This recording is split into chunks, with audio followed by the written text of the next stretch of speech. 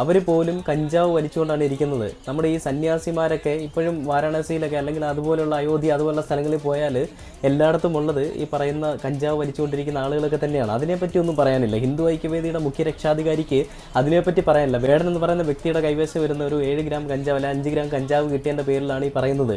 വേടൻ്റെ കയ്യിൽ നിന്ന് 5 ഗ്രാം കഞ്ചാവ് പിടിച്ചതോ വേടൻ്റെ നെഞ്ചിൽ കിടന്ന പുലിപ്പല്ലോ അല്ല ഇവരുടെ പ്രശ്നം.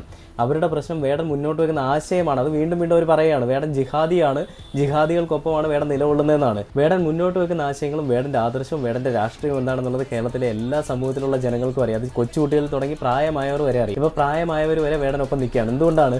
അവർ ഇന്നലകളിൽ കണ്ട അല്ലെങ്കിൽ ഇന്ന് അവർ കണ്ടുകൊണ്ടിരിക്കുന്ന കൊള്ളരുതായ്മകൾ വേടൻ ഒരു കലാരൂപത്തിൽ വരച്ച് കാണിക്കുമ്പോൾ അത് എൻ്റെ ശബ്ദമാണ്, എൻ്റെ മകനാണ് വന്ന് പറയുന്നതെന്നുള്ള ഒരു ചിന്തയോട് കൂടിയാണ് കേരളത്തിലെ ജനങ്ങൾ വേടനെ വരവേൽക്കുന്നത്. അതിൽ ഇത്ര അസഹിഷ്ണുത പ്രകടിപ്പിച്ചിട്ട് എന്ത് കാര്യമാണ്?